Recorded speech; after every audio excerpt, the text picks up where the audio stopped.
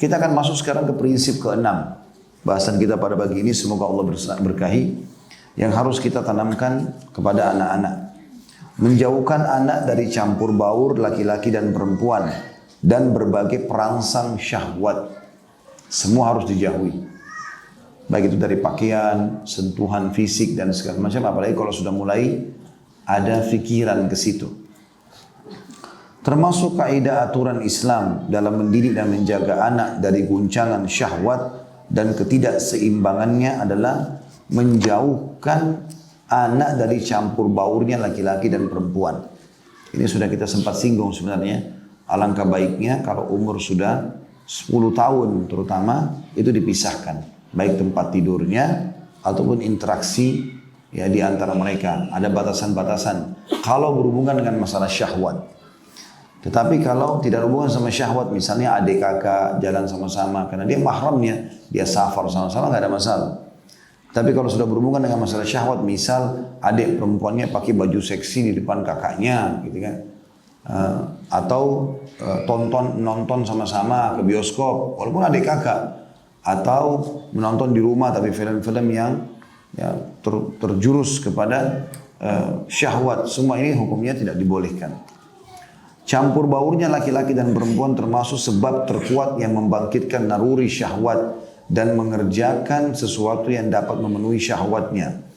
Dalam usia menjelang balik, anak perempuan sengaja menampakkan perhiasannya dan tempat-tempat fitnah dalam kurung yang bisa menggoda laki-laki agar anak laki-laki suka kepadanya, memikirkannya dan terikat dengannya. Sebenarnya dia menjalani tahapan-tahapan pertumbuhan, yakni saat-saat dewasa.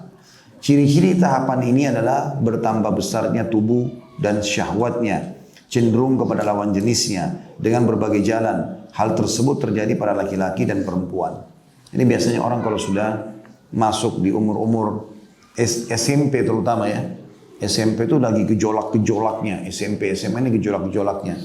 Kuliah, itu semua 3 tahapan jenjang pendidikan kita ini SMP, SMA sama S1 ini gejolak syahwat itu sangat besar. Tapi yang paling membeludak itu di SMP sama SMA karena lagi mau tahu semuanya, gitu kan? Lagi mau tahu semuanya, mau tahu jenis kelamin, mau tahu ini, mau tahu itu, dan mereka selalu terbawa dengan arus penasaran. Oleh karena itu dibatasi pada saat itu. Ya, jadi cara yang terbaik untuk membuat tidak terjadi pelanggaran agama adalah kita menutup fasilitas yang membawa ke sana. Seperti itulah. Nah, salah satunya tidak boleh bercampur baur laki-laki perempuan. Di kelas sengaja duduk bersebelah-sebelahan. Belum lagi wanitanya dengan fitnahnya, rambutnya indah, datang ke sekolah dengan wangi-wangian, gitu kan. Duduk, kemudian pakai rok pendek, terlihat oleh laki-laki sebelah temannya. Makanya semua pintu-pintu syahwat gitu. Terbiasa salaman antara laki-laki sama perempuan, ciuman-ciuman, pelukan, janjian pergi jalan-jalan keluar kota. Ini semua yang sudah kita lihat adalah penyebab rusaknya ya, masyarakat muslim. Ini harus segera kita hilangkan, tidak boleh tidak. Ya, kita harus membiasakan anak-anak kita dari kecil, mereka punya rasa malu untuk interaksi seperti ini. Ya. Kita lihat zaman-zaman dulu, Masya Allah orang-orang tua kita menjaga masalah itu, tapi di zaman sekarang ini malah dijauhi, kita sangat sayangkan itu. Bahkan di zaman kita sekarang kalau ada orang tua yang membatasi anak perempuannya keluar, tidak boleh sembarangan, itu dianggap kolot, ketinggalan zaman. Padahal sebenarnya dia sedang menjaga kemuliaan dia dan kemuliaan anak-anaknya. Tante saya sendiri, adiknya ayah, beliau satu-satunya adik perempuan dari ayah, itu mengatakan, saya baru sadar sekarang, setelah saya punya anak gadis, anaknya beliau punya anak gadis yang akhirnya sudah menikah, Masya Allah. Tapi dia bilang, saya baru sadar sekarang, kenapa dulu ibu saya sangat keras, tegas, gak boleh keluar sembarangan, dilarang. Saya dulu waktu masih gadis itu berpikir, kenapa sih ibu ini keras sekali? Tapi sekarang, setelah saya menikah, saya punya anak, saya baru sadar, ternyata memang ada maksudnya. Saya pun sekarang muncul kekhawatiran terhadap anak perempuan saya. Itu alam, fitrah. Tapi kalau sampai orang sudah rusak fitrahnya, dia tidak punya rasa cemburu lagi. Untuk anak-anaknya, untuk siapapun, nah, terserah mau keluar sama laki-laki, boleh gonta-ganti. Bahkan dia motivasi anaknya untuk gonta-ganti pasangan. Ini bahaya sekali. Saya baru tadi pagi di grup keluarga, kami keluarga ada grup di WA, itu dikirim sebuah cuplikan oleh salah satu kerabat kami tentang bagaimana pergaulan anak-anak muda di Indonesia. Miris sekali ya, sangat menyedihkan gitu. Jadi masih SMP, pakaiannya kelihatan SMP, SMA. tapi minum khamr di kelas, ya, pergi ke belakang sekolahnya minum khamr, merokok. Mereka seperti pelampiasan dari depan orang tuanya jadi kayak baik-baik gitu kan. Bagaimana mereka mulai interaksi seakan-akan nikah-nikah, cara menikah di kelas, ya, saling pelukan teman-temannya pada bersorak-sorak, dianggap sebuah prestasi. Dan ini semua terjadi karena fasilitasnya memungkinkan itu. Jadi memang harus dihilangkan fasilitas ini. Ya. Kita tidak bicara tentang kelebihan Saudi, tapi sekarang Allah musta'an sudah mulai ada, mau dibuka bioskop segala macam. Tapi dulu waktu belum ada, betul-betul komunitas masyarakat itu terjaga. Ada pelanggaran tapi tertutup, tidak menyebar. Tidak kayak kita terlalu frontal gitu. Di mall semuanya mau pelukan, mau apa, jalan terserah, bukan istrinya pun dia peluk-pelukan, dia cuma tidak malu. Bahkan kalau ditegur dia malah bilang, urusanmu apa gitu. Ya, seakan-akan aneh kalau kita mengingatkan. Padahal itu pelanggaran kan gitu. Nah ini semuanya harus segera diperbaiki. Karena kalau tidak diperbaikin, tidak dibiasakan untuk diperbaikin, dicoba diubah menjadi yang lebih baik, maka akan lebih terpuruk nanti. Pasti akan lebih rusak daripada itu. Kalau ibunya sekarang tidak pakai hijab, anaknya nanti akan pakai rok pendek. Anaknya lagi nanti mungkin cuma pakai pakaian dalam di jalan. Akan jauh lebih besar daripada itu. Gitu kan? Kalau kita biarkan itu sudah fitrah, itu kan terjadi seperti itu, alami gitu. Bila terdapat campur baur laki-laki dan perempuan, maka jelas ini adalah kesalahan yang besar. Sebab tidak ada cara melampiaskan syahwat dari kedua belah pihak. Pihak laki-laki dan perempuan kecuali dengan cara-cara syaitan dan perbuatan keji. Semoga Allah melindungi kita dan kaum muslimin. Kita tidak bicara perbauran, ya, misalnya kayak di pengajian begini, tapi kita kan ini dipasangkan hijab, dipisahkan. Itu sesuatu yang boleh-boleh saja. Di sekolah juga begitu, misalnya gedungnya tidak ada kecuali itu, tapi dibedain. Kelas perempuan, kelas laki-laki, masih ada upaya untuk memisahkan gitu. Itu sangat bagus, sangat membantu sebenarnya. Secara fitrah kita menutup penyebab orang untuk melakukan pelanggaran. Kita biar sudah kenyang teman-teman sekalian. Kalau kita tercium bau wanginya masakan, tergoda nggak? Masih tergoda. Begitu kurang lebih. Gitu kan? Dan tidak mungkin perempuan, anak perempuan kita pakai pakaian yang dengan seksinya, dengan wanginya, dia datang ke sekolahnya di SMP, SMA misalnya habis mandi, rambutnya terurai, lalu kemudian temannya laki-laki sudah tidak terpengaruh. Mustahil. Itu sangat mustahil. Harusnya orang tuanya faham itu. Pasti bisa diganggu oleh teman-teman laki-lakinya. Gitu kan? Begitu juga dengan anak laki-lakinya dan seterusnya. Ini akan terjadi, maka kita harus menutup pintu-pintu itu. Kalau memang mau menyelamatkan anak ya, berharap anak-anak ini menjadi orang-orang yang baik, ya, orang-orang yang baik yang bisa menjadi amal jariah buat kita. Mereka masih hidup saja bisa berbakti, begitu juga mereka sudah meninggal, gitu kan. Mereka juga sudah meninggal, akan dapat manfaat. Ya. Saya sendiri mengambil pelajaran dari diri saya. Saya kalau tidak belajar agama, misal, dan saya tidak mengajar seperti ini, mungkin pahala yang sampai ke orang tua saya tidak seperti kalau sekarang, gitu kan. Karena walaupun beliau-beliau tidak mengajarkan saya secara langsung, saya dikirim, belajar segala macam. Tapi dengan saya mengajar begini, saya lahir dari sperma ibu ayah saya dan lahir dari rahim ibu saya. Otomatis mereka tetap dapat pahala. Karena Nabi SAW mengatakan, kalian akan dapat pahala dari semua hasil kalian. Dan anak kalian adalah hasil kalian. Tidak mungkin kita ada tanpa orang tua. Maka saya berpikir, saya harus bisa mencetak anak saya lebih dari saya. Supaya akan mengajarkan agama dan saya dapat pahala dari mereka. Harusnya begitu. Ya, kayak ini ditanamkan supaya kita menjauhkan generasi muslimin dari hal-hal yang buruk. Tidak ada sesuatu yang paling indah dalam kehidupan kita teman-teman. Sebagai orang tua kita bicara. Kalau kita mendapatkan anak kita hafal Al-Quran, ya, mereka sholat malam, kita masuk ke kamarnya dia lagi wudhu, jam 3 subuh, jam 3 malam, setengah 4 sholat tahajud, itu membahagiakan sekali. Karena istrinya cerita itu. Dia bilang kalau lagi bangun malam, dia mau lihat anak-anak keadaannya, terus dia buka kamar lagi sholat malam. Sudah tertanam dalam masalah itu. Dan mereka kerjakan tanpa kita lihat pun. Sambil ngulangin hafalannya. Masya Allah, sangat bagus. Anak saya masih kecil, kadang-kadang mengatakan, abadi nanti bangunin ya sholat subuh. Mau dia. Baik, insya Allah dibangunin. Mau ikut ke masjid aja. Bagus, ditanamkan itu dari kecil. Biarin mereka terbiasa dengan itu. Jangan malah terbiasa dengan tontonan-tontonan yang haram. Semoga Allah selamatkan tentunya. Sehingga tidak mungkin generasi Islam yang baik yang bisa memperjuangkan agama ini lahir dari tangan-tangan orang tua yang lalai. Harusnya lahir dari tangan orang-orang tua yang serius, gitu kan. Jangan pernah anggap remeh potensi anak-anak ya. Mereka tuh dari umur 4 tahun ke atas mulai mereka sudah bisa bicara, itu potensinya besar. tanamkan Al-Quran, prinsip-prinsip akhlak yang baik dan seterusnya. Sang pendidik kata beliau Nabi Muhammad SAW telah memberitahu kita bahwa dalam ikhtilat bercampurnya laki-laki perempuan terdapat bahaya. Karenanya beliau melarang hal tersebut. Dari Ibnu Abbas radhiyallahu anhu bahwa Rasulullah SAW bersabda, la yakhluwanna ahadukum bimra'atin illa ma'adhi mahram. Janganlah sekali-kali seseorang di antara kalian berduaan dengan wanita kecuali bila disertai mahramnya. Hadis ini diriwayatkan oleh Baihaqi dalam Syu'abul Iman, tentu dengan sanad yang sahih. Juga dari Uqbah bin Amir radhiyallahu anhu bahwa Rasulullah SAW bersabda, jauhilah olehmu masuk untuk menemui wanita. Seseorang dari kaum Ansar berkata, bagaimana dengan ipar? Maka kata Nabi SAW, ipar adalah maut atau kematian. Hadis ini riwayat Bukhari, jilid 9 halaman 289 dan 290, Muslim 2172. Maksudnya kalau berdua-duaan saja ya. Kan banyak orang kayak kita di Indonesia itu, nah dianggap ipar gak apa-apa deh. Ada ipar disuruh antar kakak iparnya ke pasar, ke mall, kemana-mana gitu. Dengan anggap ini ada ipar gak ada masalah. Justru ada ipar itu bahaya. Itu malah kematian. Karena kalau terjadi naudzubillah perselingkuhan dengan ipar, maka kesian pasangan kita. Malah lebih parah. Saya pernah ceritakan, saya ingatkan kembali, ada teman saya dulu, dari Pakistan dia. Sahabat dekat saya dulu waktu masih sama-sama di Madinah. Saya waktu itu kelas 3 SMA, dia kelas 1 SMA. Tapi dia waktu itu sudah mungkin 1 tahun setelah itu sudah menikah. Dia masih SMA sudah menikah, masih belasan tahun kemudian sudah menikah dia. Masya Allah, Allah selamatkan. Prestasinya sangat bagus, luar biasa gitu. Orangnya selalu cum laude lah, mumtaz dalam bahasa Arabnya.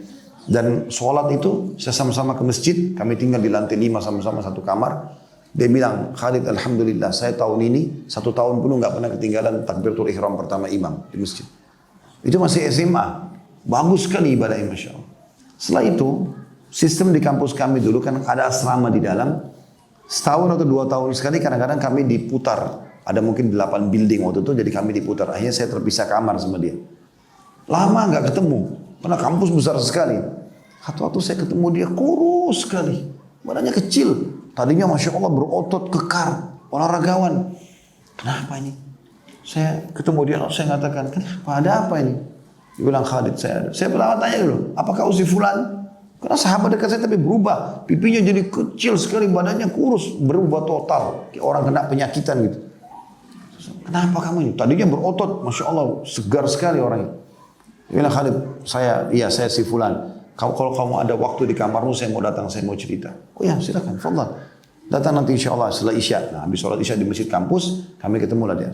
Baru dia cerita. Ternyata dia cerita, permasalahan dia memang kalau menurut saya berat. Dia mengatakan, kamu tahu Khalid saya sudah menikah. Saya masih muda, 2 tahun, 3 tahun lalu. Saya bilang, iya betul. Waktu itu kamu sudah cerita. Tapi tentu keluarganya ada di negaranya ya. Dan kamu tahu sendiri di sini kita pulangnya setahun sekali, dia bilang. Jadi rupanya kami kan di kampus itu, kalau mau dapat tiket gratis kita harus lulus dan nanti dikasih tiket gratis sama pemerintah Saudi gitu. Asal lulus, ya kalau tidak lulus tidak dapat gitu. Kalau mau pulang di pertengahan tahun bisa tapi beli tiket sendiri biasanya agak mahal. Jadi teman-teman mahasiswa yang sudah menikah biasanya itu pulangnya setahun sekali. Dan nanti dia ketemu istrinya setahun sekali. Ketemunya cuma 2 bulan, liburan terus pulang lagi. Jadi nggak ketemu lagi 10 bulan ke depan begitulah. Sudah cerita dia bilang. Istri saya seorang wanita yang baik, tapi dia tinggal serumah sama orang tua saya karena saya belum punya rumah. Di rumah itu ada kakak iparnya, kakaknya si teman saya ini. Laki-laki sudah menikah juga gitu. Awalnya baik-baik saja hubungannya. Tapi dia bilang, saya pulang kemarin, saya ketemu sama istri saya, dia merasa berdosa, hanya dia mengaku. Kalau selama ini sering diganggu sama kakak ipar. Dan dia bilang, saya manusia, saya perempuan, sering diganggu, sering dikasih hadiah. Sampai saya berapa kali nolak, diajak sama dia, terakhir terjadilah. Terjadi perzinahan itu, dan dia serba salah. Sekarang teman saya ini mengatakan, coba bayangkan Khalid posisi saya. Ini kakak saya, ini istri saya. Siapa yang saya mau salahkan, siapa yang saya mau dukung. Itu yang dimaksud dengan kata Nabi SAW, ipar adalah kematian. Kalau orang lain yang melakukannya kita usir dia, tidak ketemu, kita pindah kota, selesai. Ini kakak, adik, nggak bisa berpisah. Makanya bahaya sekali kan. Tapi banyak orang tidak paham itu, karena Nabi sudah ingatkan. Jadi Nabi SAW mengatakan hadisnya, perhatikan, jangan sekali-kali seseorang di antara kalian, di sini Nabi ingatkan laki-laki, berduaan dengan wanita kecuali bila disertai mahram. Ada mahramnya, ada hajat, rame-rame, gitu kan, sehingga dia malu untuk melakukan perbuatan yang salah gitu. Lalu Uqbah bin Amir berkata, seseorang dari Ansar bilang, bagaimana kalau ipar duduk makan sama-sama segala macam. Kata Nabi SAW, justru ipar itu kematian. Kalau terjadi nanti malah lebih berat buat kamu. Itu contohnya. Subhanallah, jadi saya tahu ternyata teman saya jadi kurus badannya, jadi kepikiran gara-gara ini. Sampai akhirnya waktu itu saya sarankan dia. Karena dia akhirnya bilang, saya nggak ada pilihan lain kecuali saya harus ceraikan istri saya. Apalagi saya pulang ke sini, dia tetap tinggal satu rumah. Kalau saya ceraikan kan dia bisa keluar dari rumah itu. Maka dia bilang saya ceraikan. Lalu dia bilang, apa saranmu Khalid? Saya bilang saran saya menikah saja. Obatin diri kamu sekarang dengan menikah. Padahal waktu itu memang saya pun masih bujang. Ya. Cuman saya melihat masalahnya orang ini dia harus menikah. Karena kan dia sudah mencoba biologis itu kan gitu. Maka itu tuh inisiatif saya masih tingkat 1 kuliah setelah itu. Atau tingkat 2 kuliah saya kasih solusi itu. Terus dia bilang, iya memang di Madinah ini ada pengusaha orang Pakistan menawarkan saya nikah sama dia. Saya bilang, bismillah nikah saja.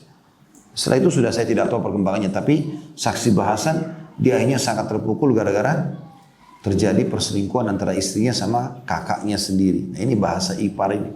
Ya, ini hati-hati. Karena banyak orang begitu. Dia alasan sibuk kantor, suruh adiknya antar istrinya. Suruh kakaknya antar istrinya, nggak apa-apa. Kecuali kalau si kakak ini punya istri juga, lagi ikut sama-sama rame-rame ngantar, itu lain. Tapi berdua-duaan di mobil, tutup kaca, AC, ngobrol-ngobrol, terus dianggap tidak ada apa-apa, ini bahaya sekali semua. Larangan-larangannya sangat jelas dalam masalah ini. Sebelumnya kata beliau, Allah Ta'ala sudah berfirman dalam surah Al-Ahzab ayat 53. A'udzu billahi minasyaitonir rajim wa idza sa'altumuhunna mata'an fas'aluhunna min wara'i hijab. Dan apabila kalian meminta sesuatu keperluan kepada mereka, maksudnya para istri Nabi, maka mintalah dari belakang hijab. Jadi tidak interaksi secara langsung kalau berduaan saja. Tapi kalau umum di pasar, ibu-ibu mau beli ayam dari seorang Pak Haji yang jual ayam atau itu lain, umum. Dan tidak mungkin orang beli ayam bicara syahwat gitu kan. Tapi yang dimaksudnya adalah orang berdua-duaan, teman kantor, pergi makan siang sama-sama, alasan teman kantor, tugas keluar kota sama-sama, nginap di hotel bersebelahan kamar. Ini omong kosong semua. Gitu kan. Pasti namanya manusia. Syahwat tidak bisa dipungkiri masalah itu. Kalau yang satu bisa bertahan dengan keimanannya, syaitan akan goda yang lemah imannya untuk menggoda temannya. Itu bisa terjadi. Pura-pura mau butuh ini, butuh charger, butuh apa, butuh ini, terus terjadilah hal yang tidak diinginkan. Dari Jarir radhiyallahu anhu dia berkata, aku bertanya kepada Rasulullah SAW tentang pandangan secara tiba-tiba. Di situ ada footnote nomor 107, pandangan yang tanpa disengaja. Maka beliau SAW bersabda, palingkan pandanganmu. Jadi kalau kita tahu ini bahaya, fitnah buat kita, jangan. Ya, untuk melihat. Dari Ummu Salamah radhiyallahu anha dia berkata, aku pernah berada di sisi Rasulullah SAW dan di sisi beliau juga ada Maimunah. Lalu datanglah Ibnu Ummu Maktum. Ya, Ibnu Ummu Maktum namanya Abdullah. Abdullah bin Ummu Maktum ini muadzin Nabi, buta matanya. Ketika itu kami sudah diperintahkan berhijab. Maka Nabi SAW bersabda, berhijablah kamu berdua darinya. Kami pun berkata, wahai Rasulullah, bukankah dia orang yang buta dan tidak melihat serta mengenal kami? Maka Nabi SAW mengatakan, apakah kamu berdua juga buta? Bukankah kamu berdua melihat? Hadis ini riwayat Muslim nomor 2159. Jadi kalau perempuan pun, ini istri Nabi, Aisyah dan Maimunah. Waktu itu kebetulan keduanya lagi duduk bersama Nabi SAW. Dan tidak berhijab, karena sama suaminya. Begitu ada teman Nabi, muadzin Nabi datang, buta matanya, nggak melihat. Lalu Nabi bilang, untuk pas masuk waktu, berhijab kalian berdua. Lalu kata mereka, bukankah ini orang buta, nggak bisa lihat kami? Kata Nabi, iya benar, tapi kalian kan berdua tidak buta. Artinya kalian tetap bisa lihat dia. Walaupun orang buta, syaitan bisa buat pandangan matamu suka sama dia. Ini jadi masalah ya. Kan gitu. Maka ini semua perintah-perintah syar'i untuk menjaga agar jangan sampai seseorang itu salah dalam melakukan perbuatan-perbuatan ini. Juga dalam hadis Nabi SAW, la yakhluwanna rajulun bimra'atin illa kana thalithuhuma syaitan. Tidaklah seorang laki-laki berduaan dengan seorang wanita, melainkan yang ketiganya adalah syaitan. Hadis ini diriwayatkan oleh Abu Dawud, Tirmidzi dan dikatakan hasan sahih. Ya. Jadi kalau sudah berduaan ya, di tempat-tempat yang sunyi segala macam itu sudah sulit dibahasakan lagi ini orang jelek atau ini orang bau atau ini orang apa. Syaitan akan menghiasi semua itu. Kalau nggak salah ada sebuah athar itu berbunyi begitu ya. Kalau seseorang memandang ke lawan jenisnya, ya tentu bukan dengan tujuan-tujuan yang diperlukan. Maksudnya ini adalah sengaja memang dia mau lihat syahwat atau apa gitu. Maka syaitan akan menghiasi di mana matanya memandang. Apakah di kulitnya, apakah di matanya, apakah di bibirnya, apakah di dadanya, sampai ada yang nyantol. Kalau sudah nyantol, maka syaitan jadikan sebagai sebuah senjata supaya dia selalu jadikan itu sebagai pegangan atau dijadikan pegangan untuk menggoda dia gitu. Dan ini pasti akan terjadi pada saat orang cuma berduaan umum gitu kan. Dari Ibnu Umar radhiyallahu anhu dari Rasulullah SAW juga beliau bersabda la yadkhulanna rajulun ba'da yaumi hadha ala mugibatin illa ma'ahu rajulun aw ithnani. Janganlah seseorang laki-laki masuk kepada wanita yang ditinggal suaminya setelah hari ini kecuali bersama seorang laki-laki atau dua orang laki-laki. Ada sini riwayat Muslim jilid 4 halaman 1711. Jadi kalau misalnya ada hajat, ada orang mau jual rumah ya. Kemudian yang jual rumah itu seorang ibu janda. Dia memperlihatkan rumahnya kosong, gak ada orang. Maka tidak boleh kita sendiri laki-laki yang datang, saya mau lihat berdua. Ajak orang lain, sehingga ada orang ketiga, orang keempat gitu. Ini akan membuat nanti ada tameng tersendiri. Itu pun dalam keadaan darurat tentunya. Itu pun dalam keadaan darurat. Kita juga sudah tahu kita akan interaksi jual beli dengan seseorang lawan jenis. Maka alangkah baiknya ada orang lain yang bersama kita. Ada orang lain yang bersama kita sehingga tidak berduaan saja di sebuah ruangan yang tertutup dengan ditawarkan produk ini dan produk itu. Jadi selalu saja ada orang yang ketiga. Seperti itulah. Ya. Oleh karena itu tidak boleh seseorang menyendiri dengan wanita asing. Baik di rumah, di kamar ataupun di mobil. Saat ini kebanyakan orang meremehkan masalah tersebut. Karenanya akibat yang dihasilkan adalah terlibatnya perbuatan keji. Terjadinya perbuatan keji. Baik sekedar permulaannya atau lebih parah dari itu. Oleh karena itu kami ingatkan setiap pendidik agar waspada terhadap campur baurnya laki-laki dan perempuan. Bahkan tingkatan yang paling terdekat disebut oleh Nabi SAW sebagai maut atau ipar tadi ya. Itulah ipar, yakni kerabat suami atau istri.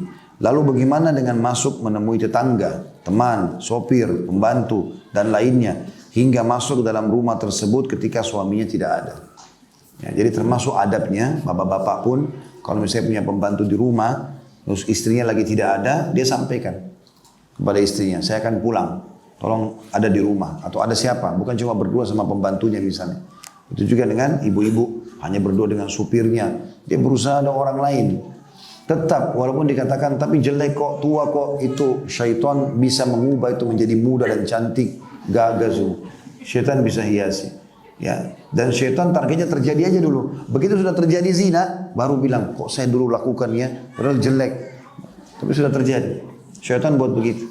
Ya, itu yang terjadi. Banyak orang begitu. Temui pasangannya di diskotik, di bar. Oh, dia anggap ini dulu, syaitan goda sampai jadi perzinahan. Menikah lah. Begitu sudah nikah, jelek ternyata orang ini. Ya, seperti itu. Syaitan menggoda. Ya.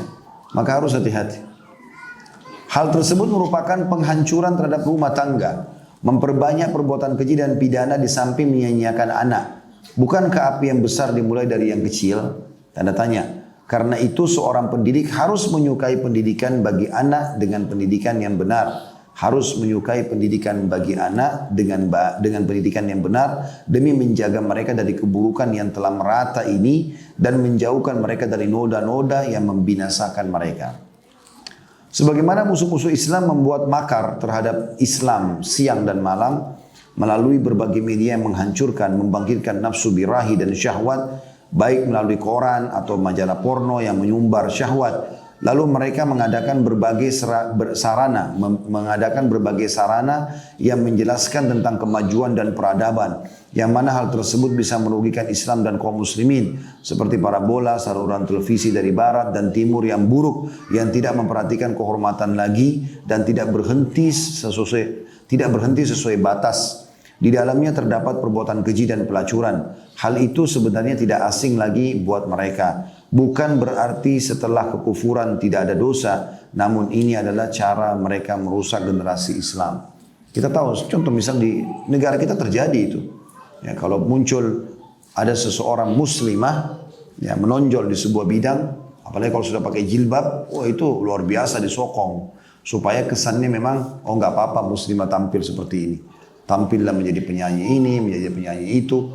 Padahal alam penyanyi ini sudah masuk ke alam-alam yang menyentuh ke sana. Sulit sekali untuk dipisahkan antara alam nyanyian dengan karaoke. Karaoke sahabatnya, saudaranya adalah diskotik. Ya. Diskotik itu pasti ada minuman keras, ada begitu semua rentetannya itu satu paket. Sebagaimana Bapak Ibu kalau ke masjid, rentetannya majelis ilmu, masjid, orang baik-baik itu begitu. Dan tidak mungkin bisa pindah orang baik-baik ke diskotik, itu susah. Ya. Tapi di majelis ilmu ya, di masjid iya, memang tempatnya. Mereka tidak mungkin melangkahkan kaki situ kalau kecuali mereka memang alamnya di situ. Masjid dikenal tempat ibadah, majelis ilmu tempat ibadah, gitu kan, silaturahim keluarga, gitu-gitulah. Tapi kalau sudah diskotik, bar, segala macam ini sudah begitu. Kalau anaknya tidak pakai hijab, ibunya pakai hijab, ditampilkan ibunya di orbit supaya memang kesannya nggak apa-apa nih, muslimah begitu dan begini. Ini bahaya. Bahkan sudah tidak asing di media kita bahkan sudah masuk itu para perempuan-perempuan yang tidak benar disuruh berhijab, dibayar untuk berhijab. Ya. Naudzubillah, ini berbahaya, gitu kan? Dibayar berapa jam untuk berhijab, tampil di pinggir jalan, menerima orderan dari laki-laki yang tidak benar, supaya kesannya orang pakai jilbab juga nggak apa-apa. Kalau kita telusuri orang-orang ini ternyata bukan muslimah, ataupun muslimah yang memang sengaja dibayar untuk itu, hanya untuk merusak citra Islam. Mestinya hijabnya akhwat kita muslimah ini membuat mereka bertakwa kepada Allah SWT. Jadi takut berbuat dosa. Bukan malah sengaja pamer dengan jilbab bisa pakai ini, melakukan ini dan lakukan itu. Apalagi kalau sampai kepada film-film yang naudzubillah porno dan yang lain-lain ini semua, ini berbahaya sekali, merusak citra Islam itu. Kata beliau, karenanya seorang pendidik yang berhasil harus menjauhi makar-makar syaitan. Makar-makar musuh Islam, menjauhi campur baur laki-laki dan wanita, serta menjauhkan perangsang-perangsang syahwat sejak dini. Bila anak sudah memegang prinsip tersebut sejak kecil, tentunya dia akan jauh dari bahaya dan terbiasa dengan prinsip itu. Campur baur ini telah dikeluhkan oleh pihak keluarga yang berada di barat. Mereka memulai untuk mewujudkan sekolah-sekolah khusus buat wanita. Di Australia pernah saya pergi itu hari, beberapa negara juga di Eropa, itu memang ada sekolah-sekolah mereka buat sengaja untuk wanita. Karena jangan sampai ya, terjadi pelecehan-pelecehan yang sudah banyak terjadi di sekolah-sekolah umumnya. Itu juga mereka coba membuat gerbong-gerbong kereta yang khusus untuk wanita. Padahal ini negara non-muslim. Karena mereka melihat banyaknya pelecehan-pelecehan yang terjadi. Bahkan karena lemahnya mereka dari sisi keimanan gitu kan. Padahal memang orang non-muslim. Mereka lakukan biologis di kereta, di mana-mana, orang-orang lain tidak ada masalah. Bagi mereka bukan hal yang buruk gitu. Supaya itu makin menyebar. Ya, ini kerusakan yang luar biasa. Tapi akhirnya mereka sendiri sadar secara fitrah. Mereka mengadakan sekolah-sekolah yang khusus untuk wanita. Ya. Saya ulangi, campur baur ini telah dikeluhkan oleh pihak keluarga yang berada di barat. Mereka memulai untuk mewujudkan sekolah-sekolah khusus buat wanita. Demikian juga buat laki-laki. Mereka menemukan adanya kerusakan moral tersebar pada putri-putri mereka yang masih tergolong muda sekali hingga yang berusia 7 dan 10 tahun. Mereka dapati gadis-gadis setelah bercampur baur berlumuran perbuatan keji yang membuat mereka kembali memakai aturan Islam dalam mendidik dan tidak adanya perbauran meski sebenarnya mereka kafir kepada Islam. Namun mereka hanya mengamalkan prinsip-prinsipnya dalam pendidikan dan mereka telah menyodorkan berbagai kerusakan dengan berbagai bentuknya. Saudaraku yang mulia, kata beliau, mintalah pertolongan kepada Allah dalam mendidik anak-anakmu. Jauhkanlah mereka dari campur baur lawan jenis, baik dalam kunjungan-kunjungan mereka, ketika di masyarakat, dan dalam segala kondisi. Karena hasilnya adalah sama. Semoga Allah menjaga kami dan anda, serta seluruh anak-anak kaum muslimin yang ya Allah kabulkanlah, kata beliau. Intinya beliau sedang menitik beratkan tentang masalah tidak bolehnya membiarkan ikhtilat, bercampur baurnya antara laki-laki dan kedua, terutama khalwat atau berduaan. Ya.